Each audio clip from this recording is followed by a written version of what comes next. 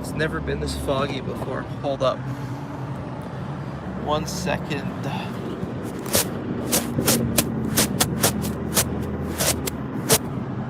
That's better. So today we're going to be talking about, well, today is basically an Ask Me Anything. As you guys may or may not know, I am a certified personal trainer, and I am making content primarily focused on men who want to lose weight, get in shape, get the best shape of their lives, and make it a lifestyle so it's not a struggle anymore. And so until we start getting some people in the chat, I'm just going to go ahead and start talking about one of the main reasons why people don't lose weight in the first place. And this extends to everyone, not just men, but I'm focusing more on men today. But yeah, the main reason is you don't know how many calories you're eating. Pretty simple, straightforward. That's one of the biggest reasons why people don't lose weight, is that they're just not tracking their food intake. And that's pretty much a shame, because that one habit is literally all you need to get the body of your dreams, and yet most people just can't be bothered to do it. 5 minutes a day could be the difference between you looking like a tub of lard and looking like a Greek god, and yet you don't want to spend those 5 minutes a day. And look, I get it. At the end of the day, it is a pain in the ass. It is a hassle, but there is no other way. The reason why I say there is no other way is because you could technically lose weight without tracking calories. However, it's very unreliable, it's very inconsistent, and it's not guaranteed. So there have been people who have lost weight and gotten in insane shape without tracking, but they're few and far between, in my opinion, and most likely there's some survivorship bias there, because most people, from my experience as a trainer, who don't track their calories, yes, they will lose some weight, maybe 15-20 pounds, and then they forever hit this eternal plateau that they never break out of until they get sick of it and they eventually gain the weight back. I've seen this happen time and time again. That is why I'm so what's the word I'm looking for? I'm so diligent on that one thing. You have to track your calories one way or another. There is no other way. Now, you can find different ways to track your calories. You don't have to just track it in MyFitnessPal. You can also, what you can do is have a meal plan. How's it going, David? Welcome to the live stream, man. Nice beard. Thank you, brother. Appreciate it. Yeah, so you can have a meal plan, and that's what I do personally. Is I have a pre-formatted meal plan. What I do is I literally open up MyFitnessPal. I look up what my calorie goals are, what my protein goals are.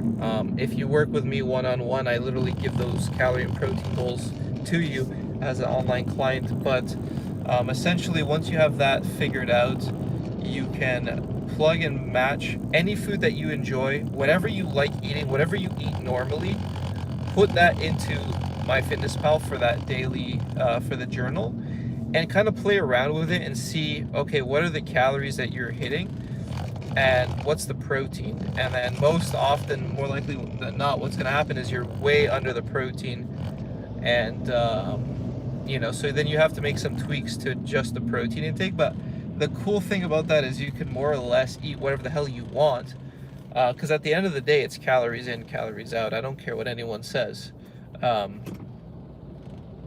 So you can literally, if you want to eat ice cream, you can incorporate ice cream into your meal plan, whatever the hell you want. That's the cool thing. That's the thing that people miss about this. So what I do is a meal plan. Now, I used to just have it where I would change it every week to add some variety. But the thing is that what happens with that is it's just a pain in the ass, because you have to constantly change the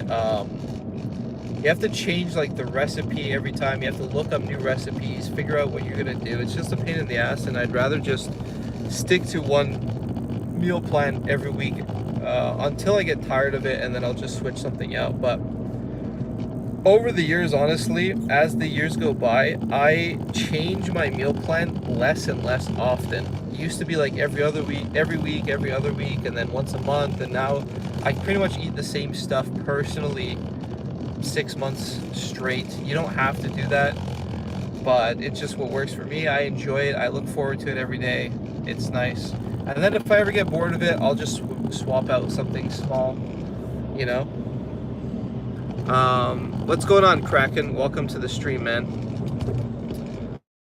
By the way, guys, if you guys don't mind, if you could subscribe to the channel, it helps me out a lot. It helps support what I'm doing here. I'm trying to hit 100 subscribers, so it means a lot. What's going on, Abdul Rahman? How's it going, brother? But yeah, if you guys have any questions, feel free to let me know. Ask me whatever you want related to fitness, weight loss specifically. I specifically focus on weight loss primarily, but anything to do with fitness, if you guys have any questions related to that, I'm happy to answer all your questions free of charge. Usually people pay me $65 per session to ask me, so I'm giving you guys $65 of value right now by... You can literally ask whatever the hell you want when it comes to fitness, and I will answer it to you completely for free. Thank you, brother. Appreciate it, Abdul. Where are you from? I am from Canada, Toronto area. I'm currently trying to get out of here, though.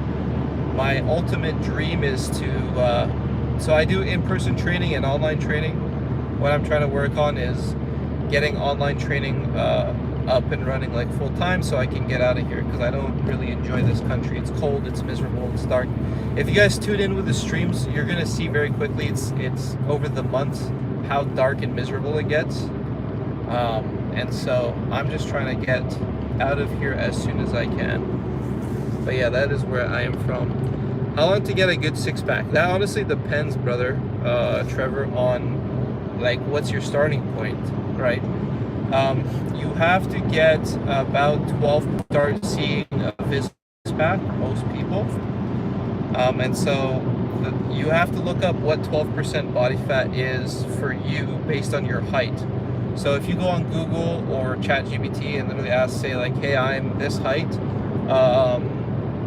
what would 12% body fat be for me roughly in terms of weight? And that's the target weight that you need to hit to get a six-pack. Now, if you go lower, the six-pack will be more sharp, but 12% is like, you know, you can see something's there, basically. It might not be like washboard abs. That's more like 8% body fat, 10% body fat, but 12% is like, you'll see that you have abs. So you would want to set that as a target goal. And if you want to lose weight on the fast end, you can lose up to about 10 pounds per month. So if you do the math there, you have your target weight, what your weight is now, and 10 pounds per month, assuming there's no setbacks, holidays, vacations, etc. And that's how long it would take you personally to get a six-pack. That's kind of how you can figure it out for yourself. Obviously, if you join my coaching program, I do all this stuff for you, and we set up goals and objectives for you to get that, to that, you know, target essentially. I am skinny. Okay, so if you're skinny, at the end of the day, you still probably have body fat, and what that means is if you don't have a lot of muscle mass, you have to, you probably have to get leaner. So 12% might not be enough. You might need to get down to like honestly 10 or even 8. That would be the way to guarantee a six-pack. Because at the end of the day, no matter how skinny you are, you still have the abs there. The muscle exists. So even without training it, you will get a six-pack if you get your body fat low enough. But if you have less muscle, then you might need to get lower than somebody else. Like for me, for example, I can see like 15% body fat, some abs, because I've trained the abs up so that they poke through the body fat more. The skinnier your abs are, the more body fat you have to burn to let it show off. That's basically how it works, right? So still at the same time, you need to get down to 8 to 12%, figure out what that is for you, for your weight. Even if you're skinny, you still probably need to lose more weight. And that would be how you would get a six-pack. In the meantime, though, you could still train your abs. what I do for all of my online clients, I'll just tell you guys for free, so you don't have to pay me $100 a month or $65 per hour. It's the same for everyone. It's 1 day cable crunches. So you can literally look it up on YouTube if you want for free. Cable crunches is essentially you get the cable attachment and you're doing a crunch down to the floor, elbows down to the floor. So that's day one on 1 day, and then on the other day for lower body we do hanging leg raises. We might swap out some exercises depending on the training block, but those are essentially the two fundamentals. Hanging leg raises is where you hang on the bar and literally just lift your legs up, but you don't want to just go up and down with your legs. You want to tilt your pelvis. If you look up a video on it on YouTube, they'll explain to you how to do the form correctly. But it's those two exercises, 2 sets per exercise. That's all you need. I literally do 4 sets per day, and that's how I've built the 6-pack that I've had. So yeah, you don't need anything crazy. If you want to see how my 6-pack looks, you can look at my channel, the other videos on my channel, and you can see how it is. I have pretty good, abs. That's all you have to do. As long as you go up in reps and weight over time, you will build the muscle. That's all that really matters. You don't need a crazy amount of volume. All this 6-minute abs nonsense, it's not going to do anything because you're not progressively overloading in the 6 to 15 rep range that you need to put on muscle, right? But it still comes down, the easiest way is you just got to lose more weight. What else do we have here? Driving alone. Yes, I am driving alone. Yeah, no problem, Trevor.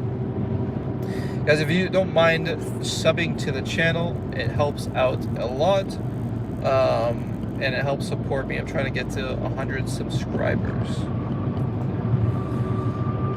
But yeah, essentially, that is the main problem with the weight loss. So we have, on the one hand, it's not tracking calories. I think, honestly, I don't really get what the deal is with guys. Like, maybe you guys can help me out with this, because I never understood. Like, I remember being a teenager, and like I literally would track. I would go on a website on the computer when I went to school, just so I could track. There was a website called mysecret.ca, and I literally tracked my calories that way before I had a phone and I had MyFitnessPal, which is so much easier. And then you got like full-grown men that complain about tracking their calories on MyFitnessPal. And honestly, I really don't get it. I get it, it's a pain in the ass, but like, it's really not that.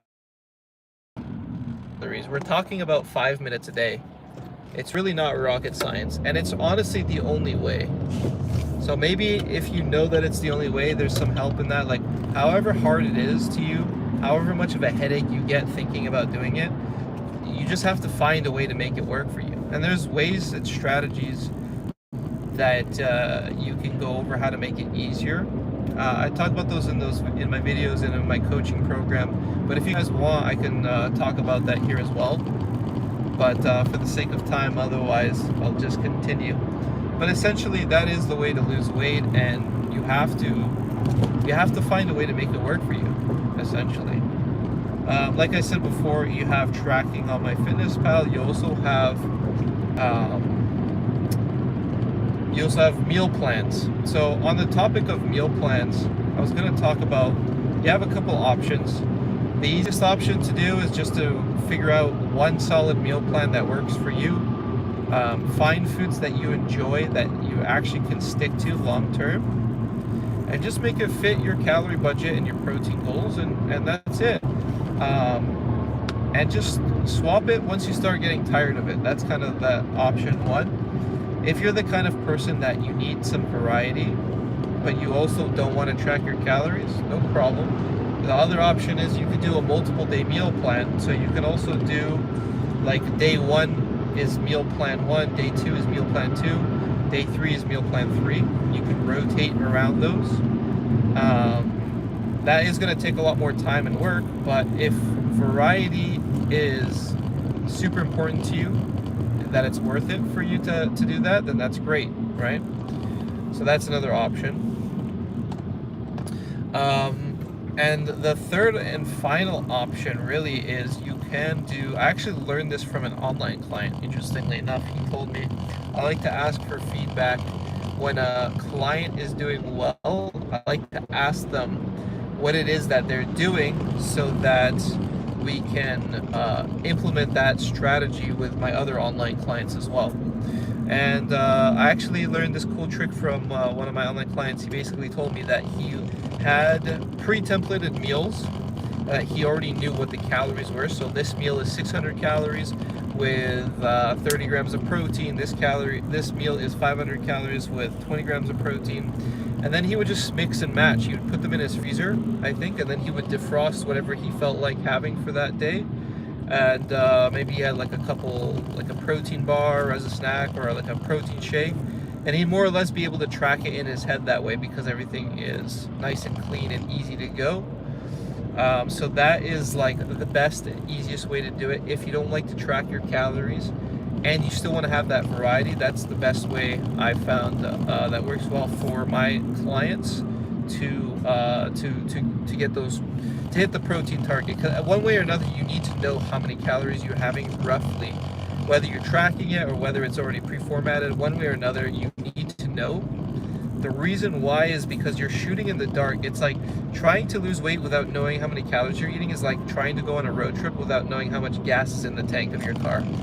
You're just gonna go nowhere very fast. Like, you can't just guess this stuff. You can't just eat healthy. That's another big misconception. People think that I'm just gonna eat healthy or do low carb, and that's immediately gonna guarantee that I lose weight. That's not necessarily the case. You could lose weight, but the problem is it's not guaranteed, because you could still possibly eat over your calorie budget, especially if you're somebody who has a low metabolism, or a slow metabolism, I mean to say. Going low carb doesn't necessarily guarantee that you're gonna lose weight either. Because, you know, I've had like some clients that literally have had to go down to like as low as 1,000 calories to lose weight. And if you're eating low carb and you're having like avocados in your salad, mayonnaise, which are loaded with healthy fat, they're good for you, good stuff like healthy fats, but it's tons and tons and tons of calories. At the end of the day, you're going to go over your calorie budget. You're not necessarily going to lose weight. And for those of you who think that you can eat clean and lose weight, I literally eat whole foods and gain an insane amount of weight every month. It's called bulking. So I literally, what I do is all I eat is whole foods. I don't eat anything processed. I don't eat anything, whatever, and I aim to gain about 2 to 4 pounds of weight per month. Now, obviously, because I work out, a lot of that is going to be in the form of muscle, but inevitably some of that is still going to be stored as body fat. There's no way around that. As obviously, unless you're on drugs or something, you're going to have to put on some body fat. So I get a little bit more bulky and fat over the winter, eating nothing but clean foods, because I'm consistently going over my calories. So at the end of the day, like, it's not about the types of foods you're eating, it's about the calories you're eating. On the flip side, you can literally eat pizza and hot dogs all day, but if you're under your calorie needs, you will lose weight at the end of the day. You might be hungry, you're gonna feel like shit because you're eating garbage all the time, but from a complete pure weight loss standpoint, you will lose weight. So at the end of the day, it really does come down to calories in, calories out. I know that from my experience and from my clients' experience. Every time, it's always worked for me, it's always worked for the clients. There's some people out there that will say like, oh, if you do the keto diet, you can eat like whatever you want and you're not gonna put on weight. I haven't seen that be the case. Like, I've had clients that have literally gone on keto and they've put on weight. So I think that's not, like, some people will argue that it's like it's a blood sugar thing, and if you don't spike your insulin, you can't store body fat. I think that's complete nonsense. So at the end of the day, calories in, calories out, that's the main thing. So you need to know how many calories you're eating to know that you're in a calorie deficit, right? One way or another, we talked about the strategies. Also, if you guys have any questions, feel free to let me know, right? you have access to a certified personal trainer who's essentially giving you a free session right now. Instead of paying $65 out of pocket, giving you all this information for free. So take advantage of this. Ask any questions that you may have when it comes to weight loss or fitness, because I'm about to end this stream soon. So we come on a first come, first serve basis.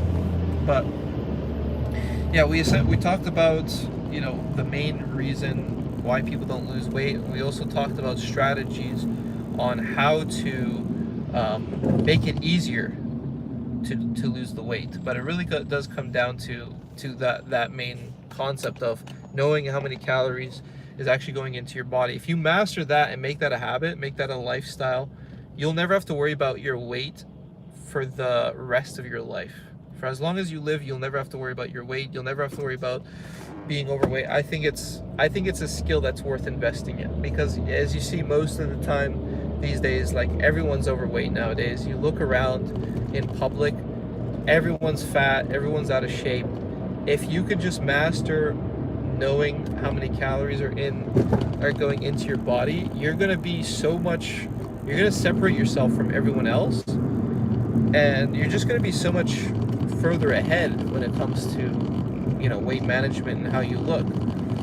So I just think it's such a no-brainer to master and understand fully, to be honest. Like, I just don't get why people don't. Like, people should be focusing relentlessly on this stuff until you've mastered it. I don't get how people just go about their day, and because it's not, you don't even have to eat chicken breast and broccoli. That's the thing that gets to me. Like, you can eat your Timbits, you can eat your whatever the hell you want, just make sure it fits your calorie budget. Like, that's what people don't get. It drives me nuts, man. Like, you can have your cake and eat it too if you just knew how many calories you're eating and making sure that it's under your budget. Okay, so that's step one. Now, obviously, the next obvious question from that is, by the way, if anyone has any questions, feel free to ask. But the obvious next question is, how do you know how many calories you need to eat to lose weight, right? That's going to be different from everyone, and there's calorie calculators out there that are online. I found those to be wildly inaccurate and variable because everybody's different. I've had clients that are 5'10" who and 200 pounds that could lose weight on 2,000 calories. I've had other clients that are also the same age, same height, same weight, and they've literally had to eat like 800 calories to lose the same amount of weight. And so everyone is completely different. The only way to know for sure how many calories you need is you have to track every day, eat the same calories more or less every day for about 2 to 3 weeks. See what happens to your weight. You have to weigh yourself, of course, every day. This is another point. Maybe I should caveat that. The only two habits I tell all my online clients this from day one, the second they sign up with me, is the only two habits you need to master your weight and look the way you want to look for the rest of your life and never have to worry about your weight ever again is track your food intake every day and track your weight every day. You do those two things daily, you master those two habits, you're set for life when it comes as far as body composition goes and weight management goes. You're set for life. You never have to worry about it again. And so surprisingly, like, a lot of people can't do that, those two basic habits, but that is what it is. But if you can get yourself to do those two things consistently, you'll be good. Now, the reason why weighing yourself every day is important is because we need to collect data on how the calories is impacting your weight. And so if you weigh yourself every day, we want to get those data points. Then after about 2 to 3 weeks, we want to see how your weight has changed long term based on the calories you're eating. So for example, if you eat 2,000 calories every day for 2 to 3 weeks and the weight hasn't gone down at all, it stayed consistent, and obviously it fluctuates up and down, but you want to see like the trend line. If the trend has been going completely sideways for 2-3 weeks, it means that that amount of calories is roughly maintenance calories for you. And so you need to drop your calories a bit more in order to start losing weight. So in that case, I would get a client to do something like 1600 calories. And after that point, you should start to lose weight. Now, how much weight should you go for? And you rinse and repeat that process until you